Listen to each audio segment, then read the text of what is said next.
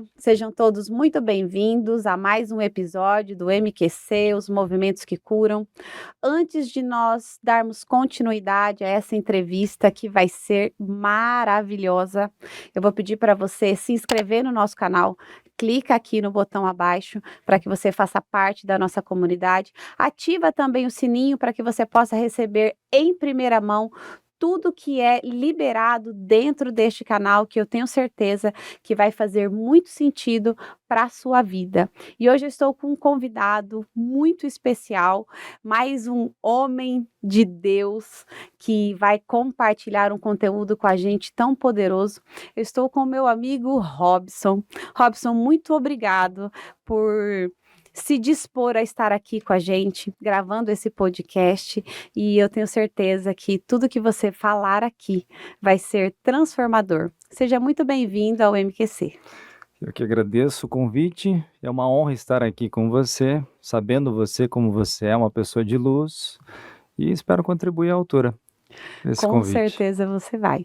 Bom, eu vou apresentar então quem é o Robson. Robson Dário Lázaro, ele é formado em arquitetura, ele é empreendedor na área da construção civil, que também gerenciou por aproximadamente 8 anos centenas de trabalhadores na Solurber, se especializando em liderança e comunicação assertiva e eficaz.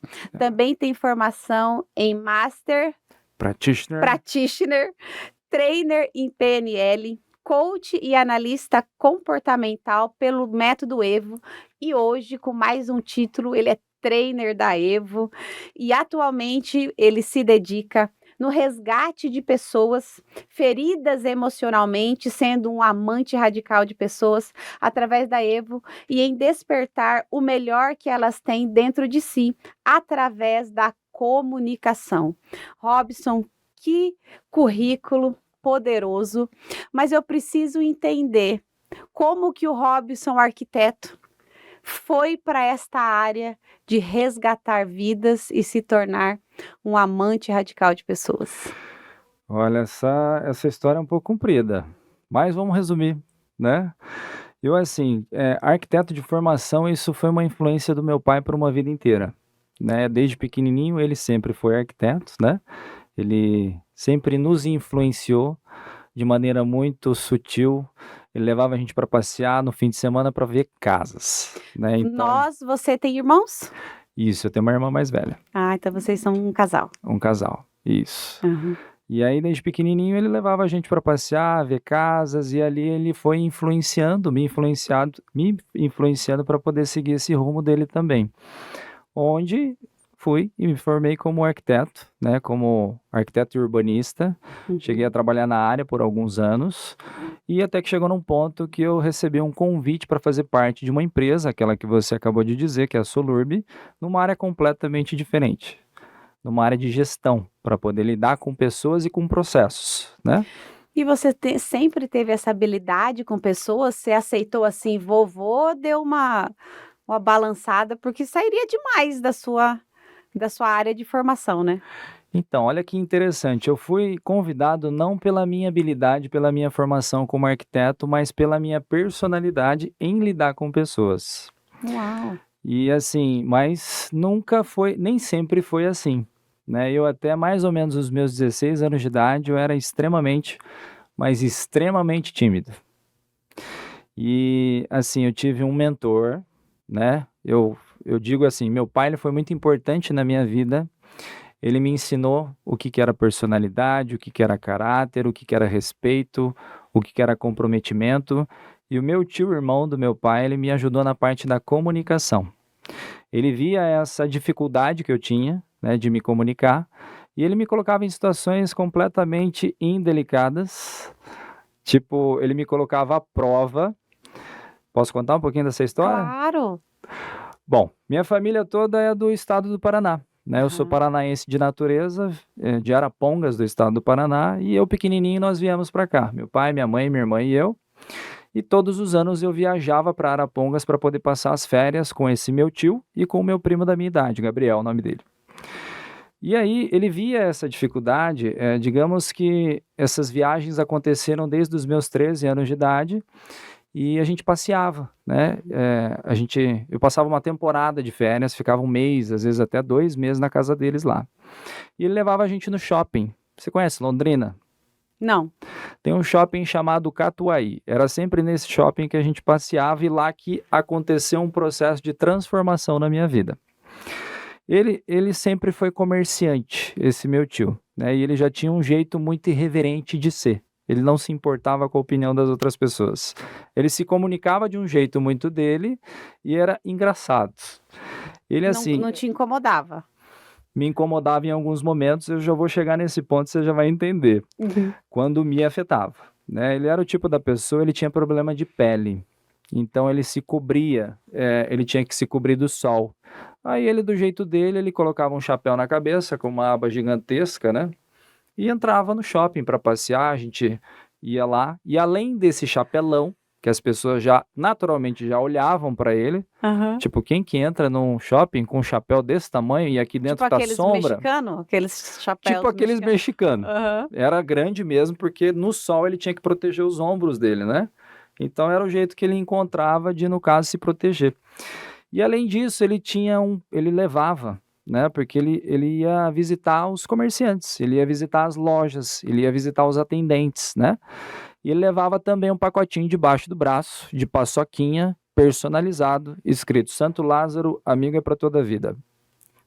Ele tinha um jeito personalizado de, no caso, se expressar e Seu conversar. nome vem por aí, ou Lázaro é sobrenome que você falou Não, de Lázaro é Lázaro? sobrenome mesmo. Meu pai é Sidney Barros Lázaro, né? Minha mãe é Aparecida, Elizabeth Dário Lázaro, aí vem Dário e Lázaro. Hoje eu uso mais Robson Lázaro.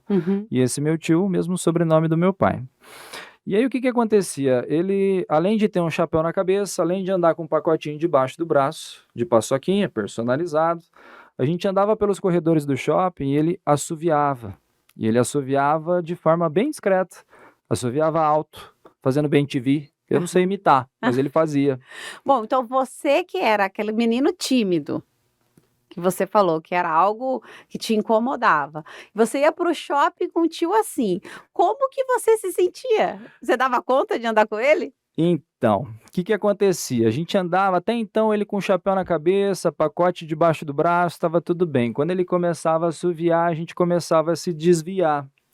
Meu primo ia para um lado, eu ia para um outro, só que a gente tinha um combinado, né? Meu tio falava assim, ele sabia que a gente fazia isso, porque a gente ficava com vergonha. Ele chamava a gente pelo assovio. Aí quando o Gabriel se dispersava, ele fazia assim.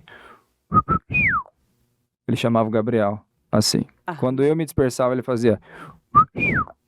Mas ele fazia alto, né? E quando a gente escutava, a gente tinha que chegar perto, porque senão ele ia ficar cantarolando, fazendo, né, aqueles assovios dele. A vergonha ia ser um pouquinho pior. Ia ser um pouquinho pior. Entendi. A gente entendia o recado, a gente se aproximava de novo.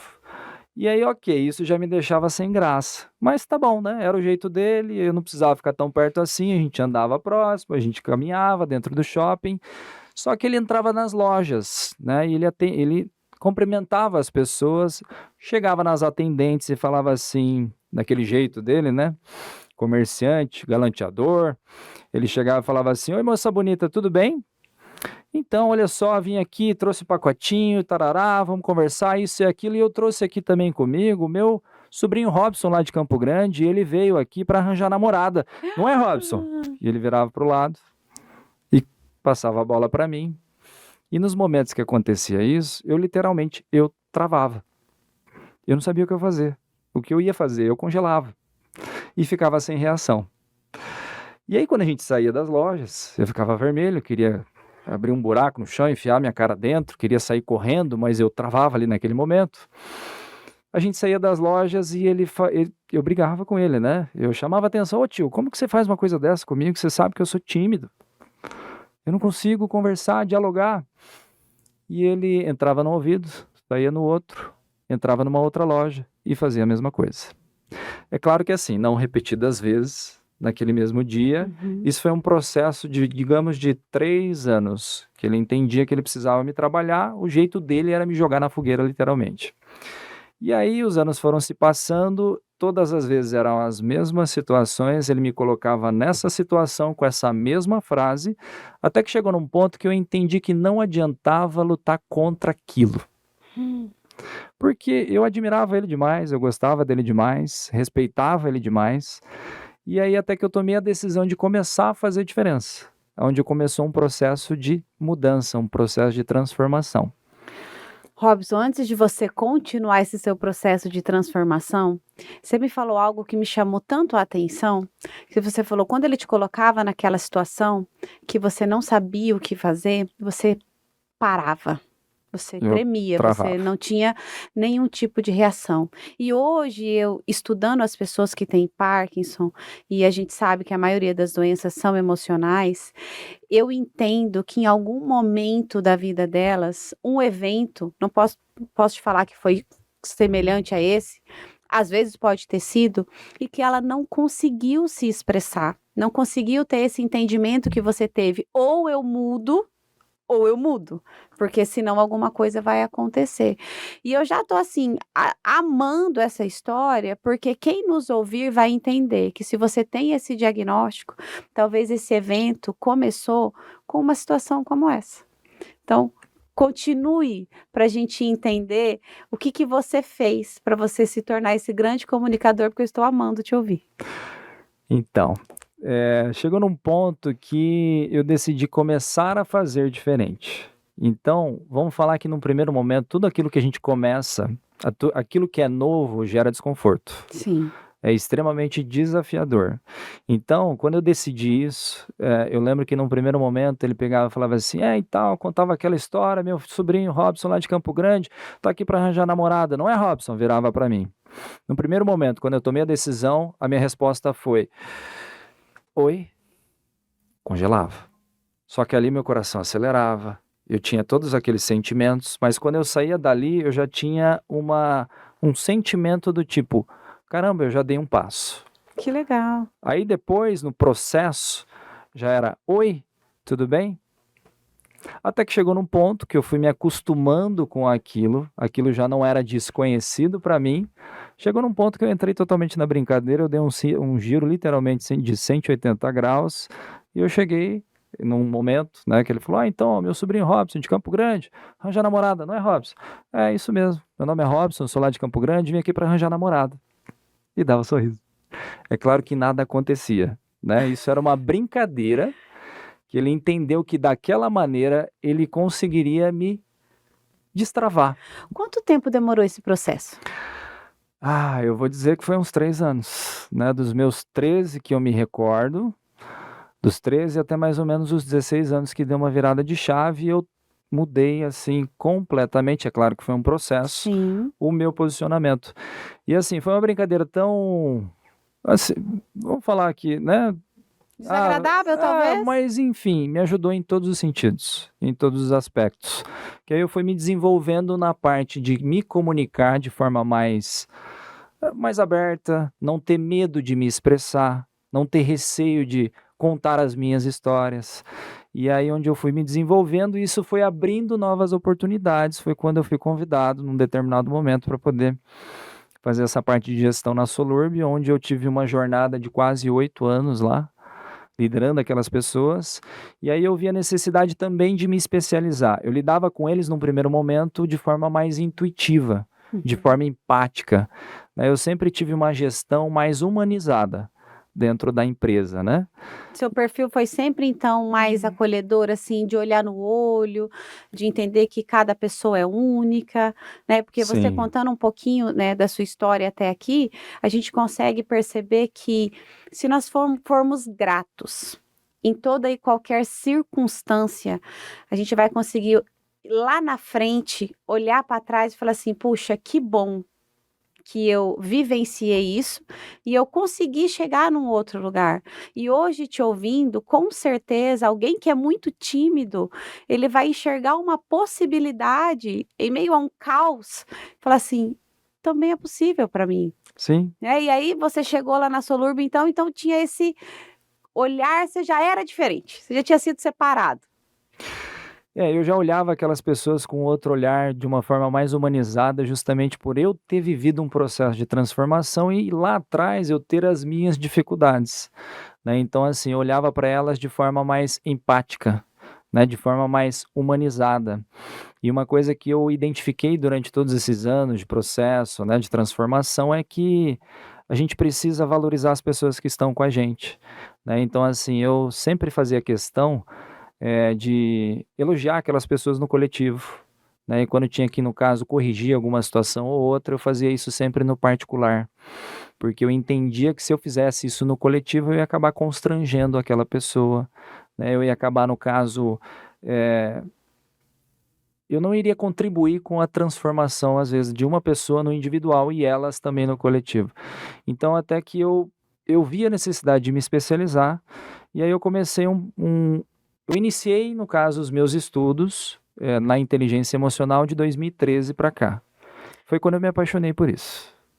Então não foi difícil para você escolher, vou sair literalmente da arquitetura, da construção civil e vou transicionar minha carreira, embora eu tenha sido o sonho do meu pai, né, ter feito aquilo que ele sonhou para mim, mas você entendeu que você poderia trilhar um novo caminho para trazer, boas novas, digamos assim, para as pessoas, porque é muito bonito ver, esse cuidado que você tem de não ferir o outro. E a gente sabe o qual que é o papel dessa empresa aqui, né, o que essas pessoas desenvolvem para a sociedade, e às vezes elas não têm o olhar valorizado pelo trabalho que elas fazem. E você sempre Exatamente. conseguiu olhar para eles que não importa o que você faz, você é um ser humano que está trazendo limpeza, ordem, organização, servindo uma sociedade que muitas vezes julga esse profissional. Fala um pouquinho desse profissional para eles entenderem com quais pessoas você estava lidando. Eu lidava com os heróis da limpeza urbana. Eu sempre que eu descia para poder dar uma palavra para eles, eu fazia questão de fazer isso de forma contínua. Sempre que eu podia, eu descia, dava um recado, um direcionamento, dava uma palavra de incentivo. E isso, ali eu enxergava a gente como uma unidade, né? E isso estimulava eles de uma maneira muito positiva, que eles faziam realmente um excelente trabalho, né, por eles se sentirem acolhidos, por eles se sentirem bem no ambiente de trabalho. Eles eram muito respeitados por mim e por todas as pessoas envolvidas também. E quando eu descia para trocar essa ideia com eles, eu sempre falava assim para eles: olha, eu não sei se vocês enxergam, mas esse uniforme que vocês vestem é um uniforme de heróis. Vocês aqui são heróis da limpeza urbana. Então eu até falava: ó, tenho orgulho de vestir essa camiseta, essa cor, né, era uma cor verde, né, Verde e da branco. empresa. Isso, então assim, entendam que vocês são heróis lá fora, da limpeza, né. Sem vocês, essa cidade seria um caos. Então eu sempre toquei nesse lado, né, de estimular eles de forma positiva, para eles enxergarem a importância daquele trabalho. E o empreendedor, Robson, eu te ouvindo, o empreendedor precisa entender que a linguagem que ele se comunica com os seus funcionários está diretamente relacionada naquilo que ele vai desenvolver dentro da sua empresa. Porque antes de haver o CNPJ, vem um CPF. Né? Exatamente. Vem uma pessoa e você valorizar, porque a gente passa um terço da nossa vida trabalhando, em média Isso. 8 horas. Outras 8 horas você dorme. E nas outras 8 horas você faz coisas, né, fora de trabalho. Então você imagina se você está num ambiente com uma ambiência ruim, onde você tem palavras mais agressivas, mais pesadas, que você não tem esse olho no olho, essa empatia, como que essa empresa vai crescer saudável ou dar bons frutos? Acredito que vai ser frutos machucados, né?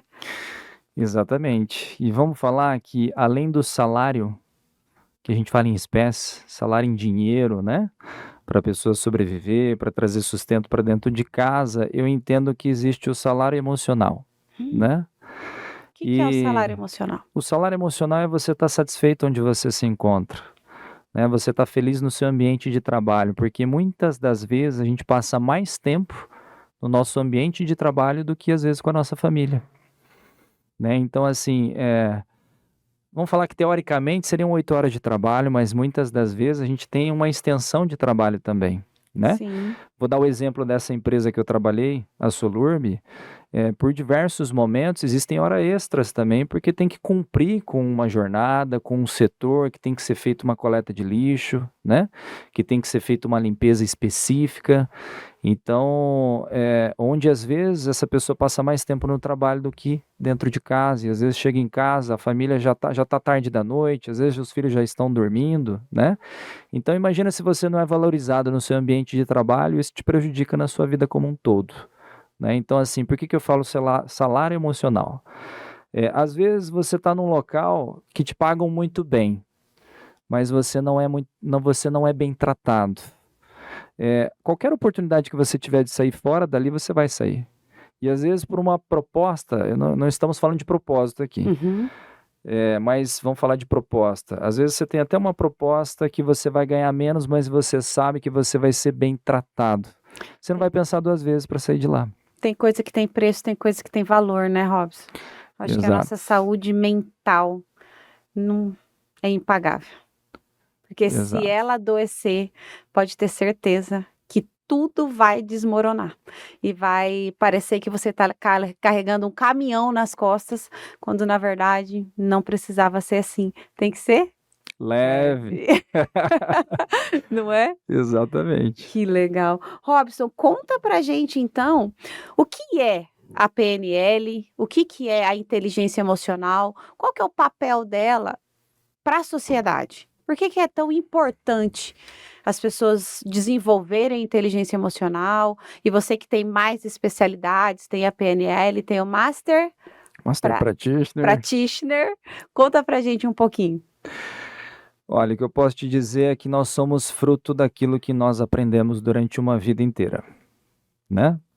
Então, assim, vamos falar da Letícia. Eu não sei muito a sua história mais pessoal, mas você nasceu em uma família, né?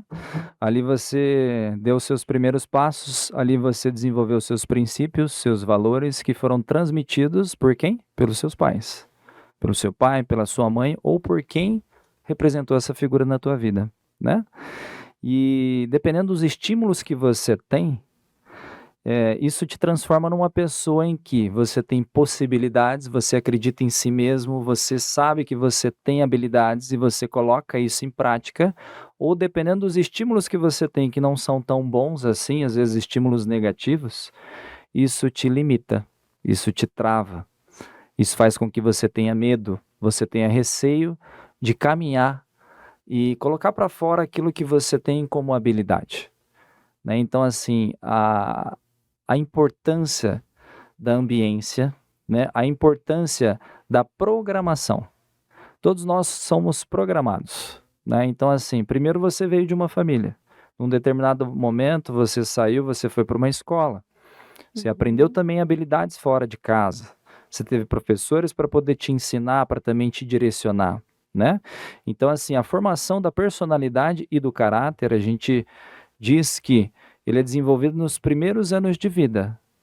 Aí a gente fala mais em específico até os 12, 13 anos de idade. Então, dependendo dos estímulos que você teve durante toda essa jornada, muita coisa vai definir dali para frente, de como você vai se posicionar diante dos desafios que você encara no seu dia a dia. Vou te contar uma história que aconteceu comigo, já que você falou que, inclusive, a escola faz parte da nossa formação.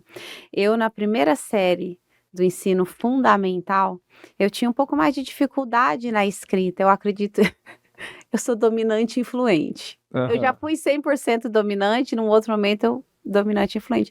Então eu era mais aérea, né? O passarinho voava, eu prestava atenção. Sempre amei a educação física e teve um momento que deu o intervalo e nós fomos para a educação física. Quando a gente voltou, o meu caderno ele estava inteiro preenchido, mas não por mim. Tinha uma letra diferente. De repente veio a professora na minha direção, aí eu sentava bem na frente, né? E ela estava muito brava. E ela falava assim: "Você é muito burra, você é muito lerda, toda vez você fica para trás e tal, tal, tal". Aquilo me gerou uma vergonha, um constrangimento, um medo, mas eu nunca consegui contar. Eu não contei para minha mãe, eu não contei o que isso aconteceu. Adivinha como a Letícia cresceu? Com a Insegura. certeza que eu era burra, incapaz, que eu não chegaria em lugar nenhum. E foi a inteligência emocional.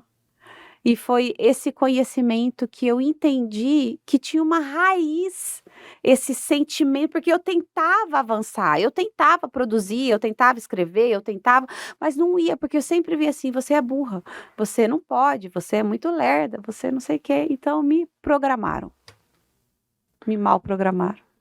Mas Isso. aí, quem me fez, perfeito, me desprogramou e hoje eu sou apaixonada pela inteligência emocional. Você sabe o que aconteceu com você nesse momento?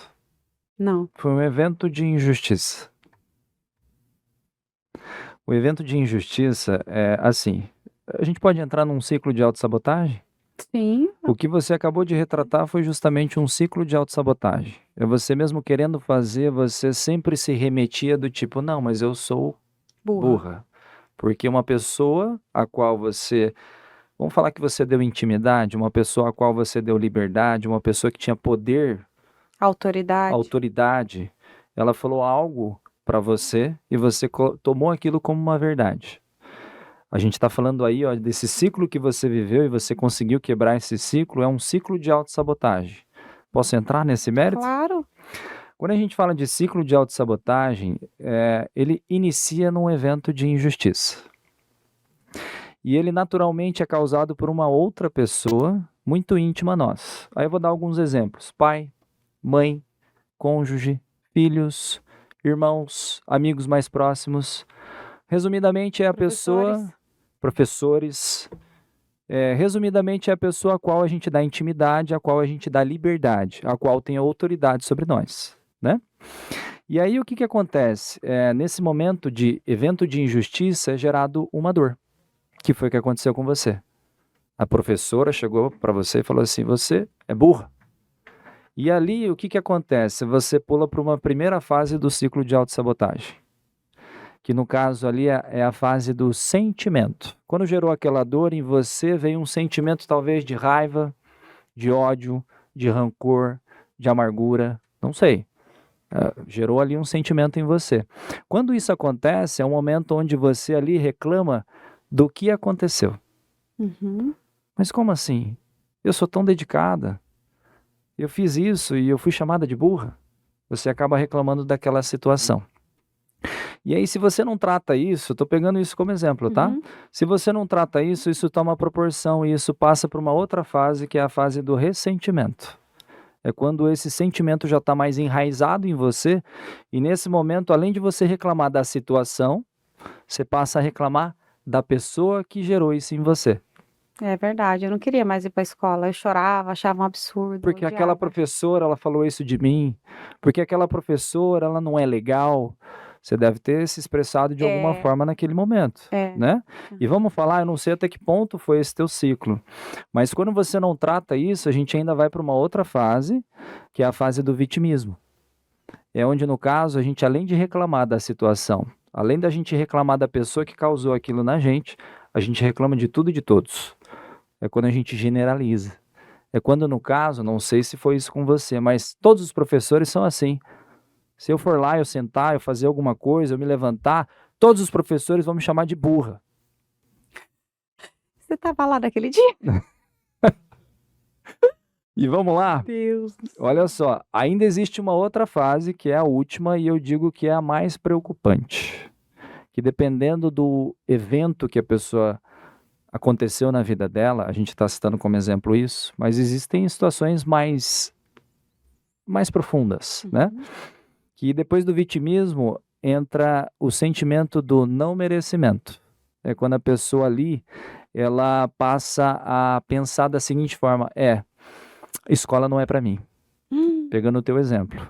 Eu não vou lá porque se eu for, os professores vão me tratar desse jeito, assim ou assado. Eu acho que estudar não é para mim e vai muito além disso.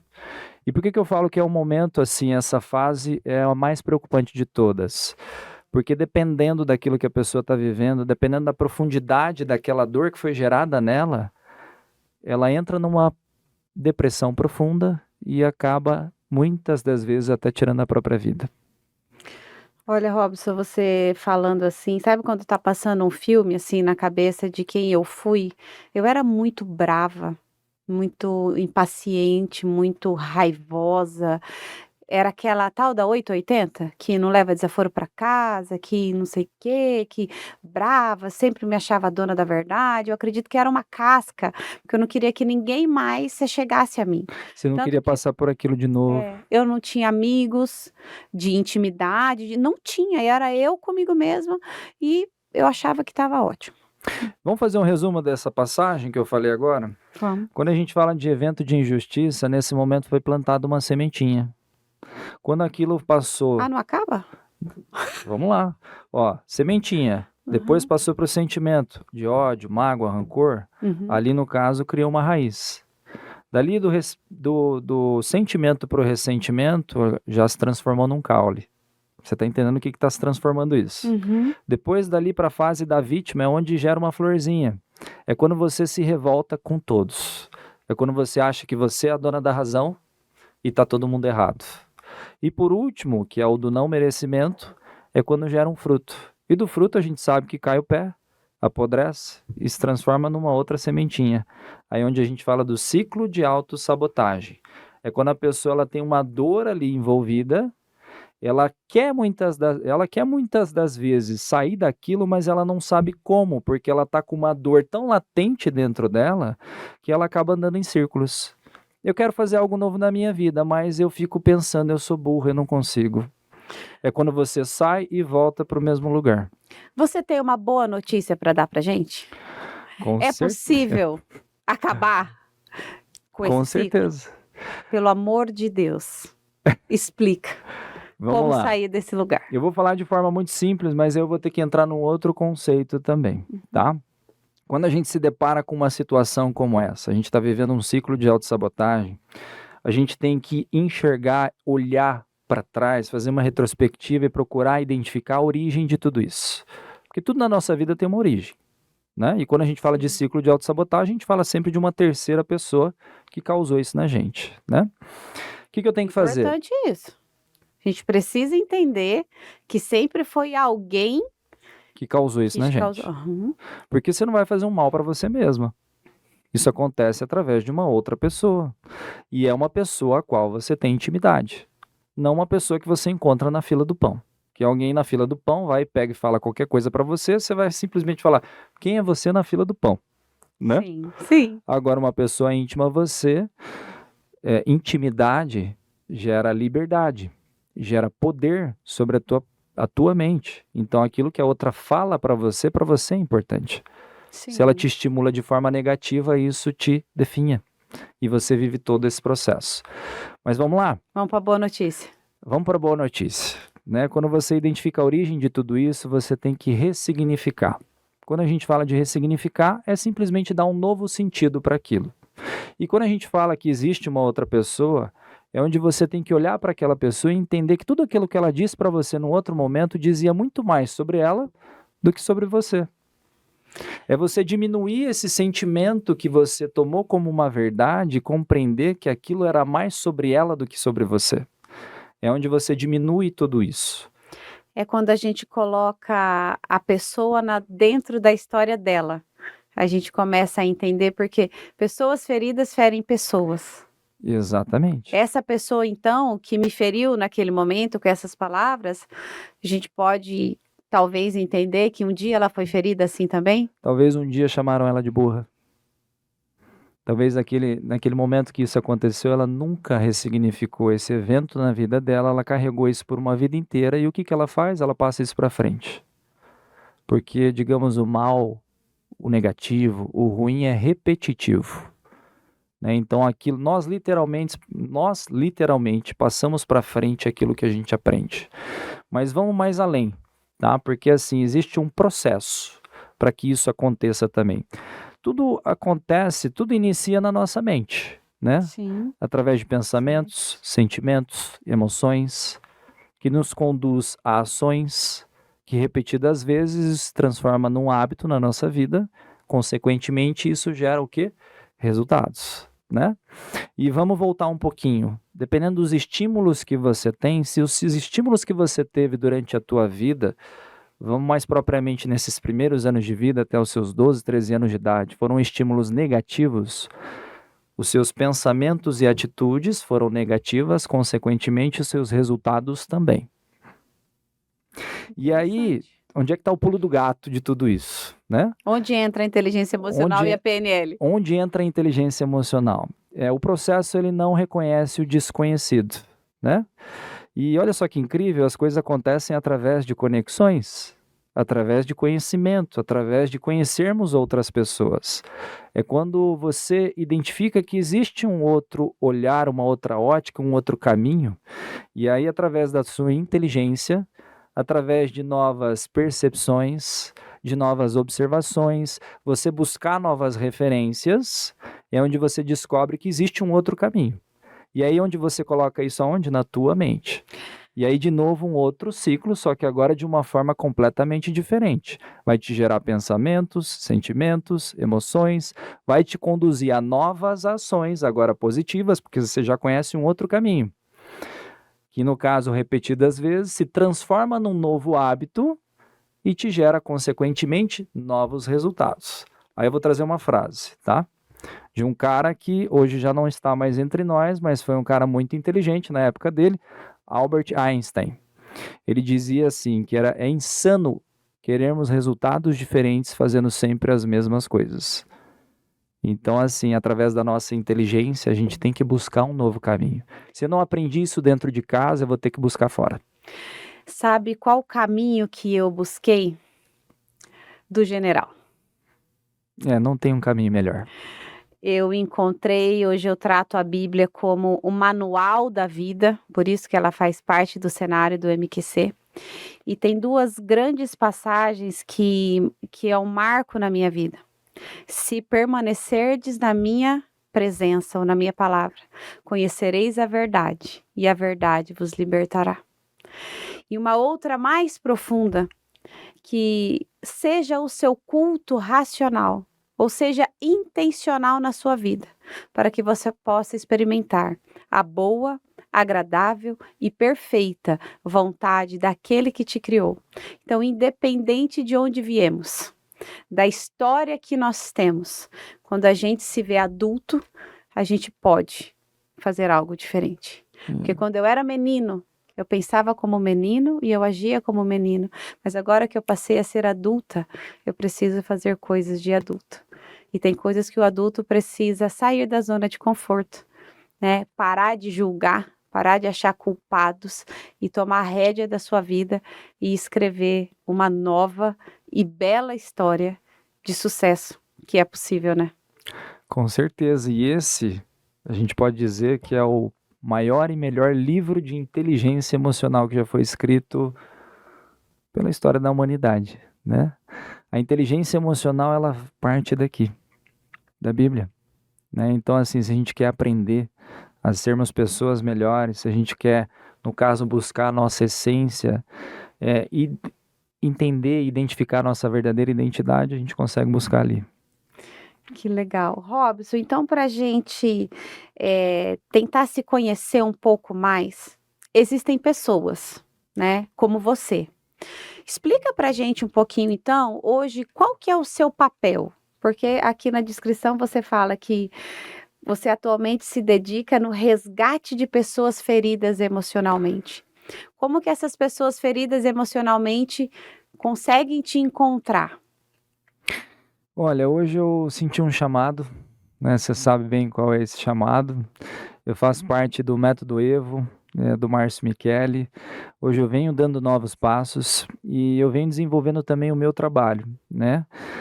Eu venho de uma jornada de autoconhecimento, eu agora estou intensificando muito mais. Quando a gente fala de resgate de vidas, é o que a gente faz quando a gente está nos eventos, né? Nos imersões, a gente faz isso. E eu faço um trabalho muito na área da comunicação, né? Que é a comunicação assertiva. Eu me forjei muito durante todos esses anos que eu trabalhei na Solurb, né? E lá eu, na prática, eu fui ali trabalhando um conceito de realmente destravar aquelas pessoas emocionalmente, de, no caso, despertar nelas o melhor que elas têm, né? Então, hoje eu desenvolvo palestras, eu desenvolvo treinamentos, onde eu falo muito da parte da comunicação, da parte comportamental, e eu vou muito mais além. né? Eu vou na origem também dessas pessoas para poder, no caso, elas entenderem que se elas estão travadas, existe uma origem daquilo, precisa ser olhado para aquilo para poder de fato ela realmente se desenvolver. Eu, além de fazer palestras e treinamentos, eu faço processos também individuais, né? Que o processo de transformação, existem duas formas, né? Através de fortes impactos emocionais, que realmente é um grande acontecimento que acontece na nossa vida, e através também de um acompanhamento, de um direcionamento, né? Onde eu também faço esses atendimentos. Conta pra gente como é que funciona. Não é uma terapia, não é uma psicoterapia e tem começo, meio e fim. Como é que funciona? É um processo, né? Um processo que a gente chama de coach, de analista comportamental, onde sim tem um início, um desenvolvimento e um fechamento, né? Então, assim, eu estendo a minha mão para poder realmente ajudar aquela pessoa, para poder identificar onde ela se encontra, olhar para o passado dela, para ela poder identificar o que originou ela hoje estar do jeito que ela está, para aí sim, no momento certo, ela tá ali pronta para poder viver até onde ela quer alcançar. Então, assim, existe um objetivo muito específico, né? A gente tira de onde ela está, a gente ressignifica aquilo que ela precisa ressignificar e dali a gente conduz ela para poder alcançar o objetivo que ela tanto almeja na vida dela. Então, é um acompanhamento. Objetivo é subjetivo, é qualquer objetivo. É aquilo que ela quer alcançar, porque eu entro na mente dela, né? Então, assim, independente daquilo que ela queira alcançar, as informações, as respostas estão dentro delas. Eu sou um bom perguntador. Eu sou um instrumento, eu sou uma ferramenta, onde ali eu faço perguntas apropriadas, perguntas assertivas, as perguntas certas para que ela consiga encontrar dentro dela a resposta. Robson, explique então pra gente o que é o coaching. Porque hoje essa palavra eu entendo que ela tá meio tratada de qualquer jeito, parece que meio que sem valor, Tá meio banalizada, meio né? banalizada, mas a gente entende que não é. Então a gente precisa desconstruir o que construíram errado, a visão que as pessoas estão tendo sobre coaching. Então explica pra gente, assim, para acabar de uma vez por todas que esse assunto de que coach é bobagem. Olha, coaching, vamos traduzir para o português, treinador, né? E quando a gente fala de coach, analista comportamental, e a gente está falando de um método onde a gente foi formado, inclusive, né? A gente está falando de você conduzir pessoas para ela despertar o melhor que ela tem dentro delas, né? Então, assim, onde no caso a gente pega aquela pessoa, existem processos de coach onde você pega aquela pessoa do seu estado atual e você leva ela para o estado desejado. Só que a nossa formação, isso eu posso dizer de nós, né, que é através do método Evo, a gente, além de pegar essa pessoa do estado atual para o estado desejado, a gente não fala só desejado, mas o estado de merecimento, a gente identifica no meio desse processo o que trava aquela pessoa. Que é onde a gente vai visitar aquele momento, aquela situação, para ela poder ressignificar. Ela dá um novo sentido, literalmente se despertar, se destravar, para então ela ser conduzida, para ela poder chegar no seu estado de merecimento. Então é uma condução, né? Onde a gente tem um papel fundamental na transformação na vida das pessoas. E é seguro, né, Robson? Totalmente seguro, né? Porque ali o nosso papel não é julgar. A gente está ali como um instrumento. E eu falo que é um instrumento de Deus, né? Porque Deus quer isso de nós, a gente ajudar as pessoas. É sempre sobre o outro, né? Sim. E aí onde a gente entra no propósito, né? Quando a gente fala de propósito, não é sobre mim. Então, quando eu estou fazendo os meus atendimentos, não é sobre o Robson, né? Não é sobre as limitações, as possibilidades que o Robson tem. É um momento de entrega, de doação que eu tenho para entender e identificar a sua vida. O que passa na tua vida, o que te limita. Então, ali eu, como um instrumento, eu vou te conduzir para você compreender o que hoje está te travando, o que hoje está te limitando. A gente poder chegar nesse ponto, dar um novo sentido para isso, para que você se liberte. E através da libertação é quando você se permite a passar por um processo de transformação. Então, assim, um processo de coach não é só o papel do coach, é o papel também do coachee, do cliente, da pessoa que está ali. Ela tem que estar Pode dizer que é uma disposta. parceria. É uma parceria. A responsabilidade vem das duas partes, né? Então, quando as duas partes estão ali inteiras, né, e a pessoa que está ali passando por esse processo, ela está realmente entregue para isso, ela acredita que ali vai gerar um processo de transformação, é quando é inevitável. A transformação, ela vem. Por isso que tudo começa na nossa mente, uma forma de um pensamento, né? Então, como é bom saber que tem pessoas falando verdades e que se a pessoa acreditar e se dispuser a fazer aquilo que que a gente junto com faz combinados, a vida dela vai ser transformada, porque vai ter que sair da zona de conforto, né? Vai ter que mexer em algum lugar para que você possa ter resultados diferentes. E olha só que interessante, um processo de transformação, ele só acontece quando a pessoa ela entra em movimento. Não adianta nada, um exemplo, a gente está aqui batendo um papo, a gente está trocando ideia, eu estou captando informações sobre você, você está captando informações sobre mim. A gente pega e encerra esse podcast e a gente vai embora. Se eu não coloco em prática tudo que eu aprendi com você, eu não vou gerar transformação na minha vida. A mesma coisa o contrário. A transformação, ela não vem só da teoria, ela vem principalmente da prática. A gente tem que se colocar em movimento. E aí onde eu acho que remete a um método, né? Chamado MQC. Sim. Como que é o nome? É Movimentos que Curam? O movimento cura, não cura? Além de curar, ele gera transformação, né? Então, assim, você tem um trabalho fantástico, né? Então, assim, eu lembro que a gente já conversou num outro momento, que você ficava indignada que o Parkinson não tinha cura. Sim. Você lembra que eu falei para você? Eu falei antes de chegar a Letícia, que agora com a Letícia, essa cura ela vai vir, ela vai ser descoberta. Existem outras doenças que até pouco tempo atrás, elas eram consideradas como doenças incuráveis. Câncer, né? Vamos falar de AIDS. AIDS, eu não sei se já existe uma cura, mas já existe um tratamento.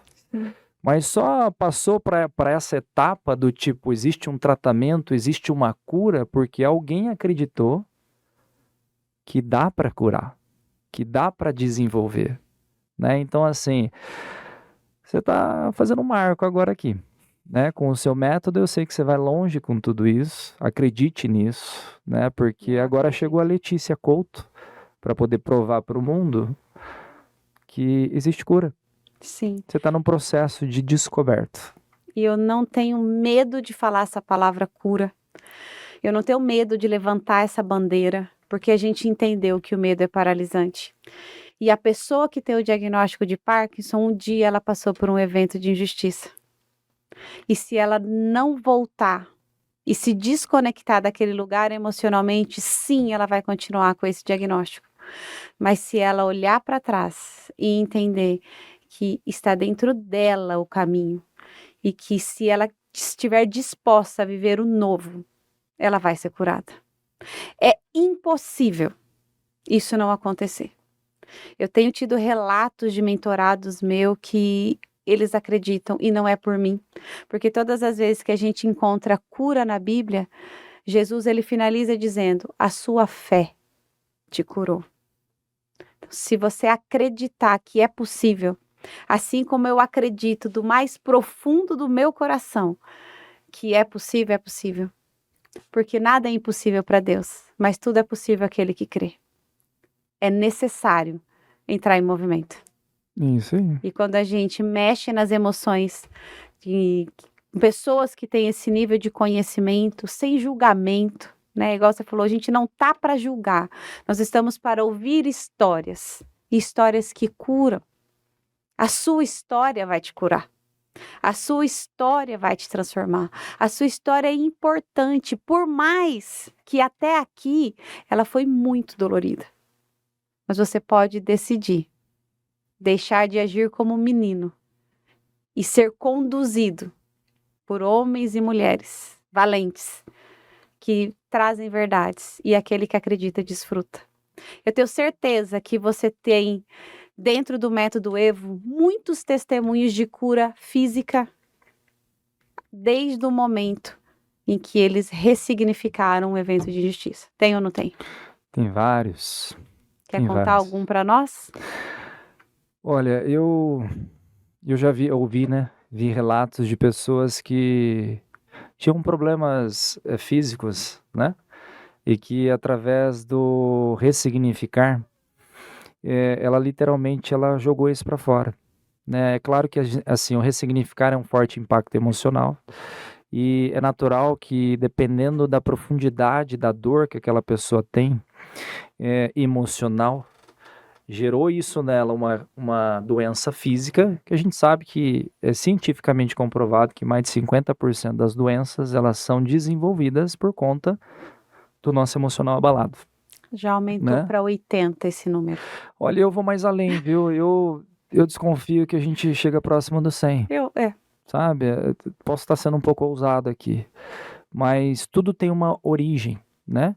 Então, assim, através de um ressignificar, que é você dar um novo sentido para aquilo que foi gerado em você como uma dor emocional, e você levou todo um tempo ainda de dor, isso se reflete no teu corpo. Aí onde eu vou trazer uma frase, eu falei acho que antes da gente começar o podcast, que eu acho que vem a calhar nesse momento. Corpo e mente formam um só sistema e ambos se influenciam. Perfeito. Então, quando a minha mente ela não está sadia, isso reflete no meu corpo. E aí é onde acontecem doenças físicas.